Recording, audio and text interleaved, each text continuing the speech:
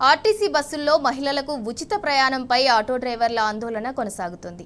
మేడ్చల్ జిల్లా కేంద్రంలో ఆటో డ్రైవర్లు భిక్షాటన చేసి నిరసన వ్యక్తం చేశారు.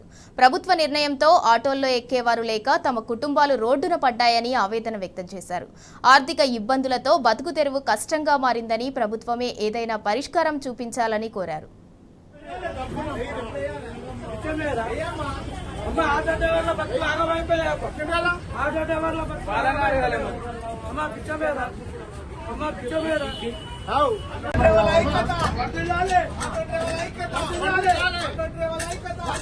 ఇవాళ బస్సు ఎక్కి ఆటో డ్రైవర్లు బిచ్చం అడుక్కున్న పరిస్థితి ఏర్పడ్డది.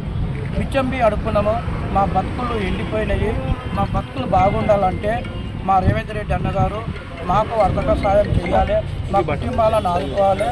మేము మా మారన్న పిలుపు మేరకే మా ధర్నాలు కానీ రస్తరోకలు కానీ బిచ్చం అడుక్కున్న పరిస్థితి ఏర్పడ్డది.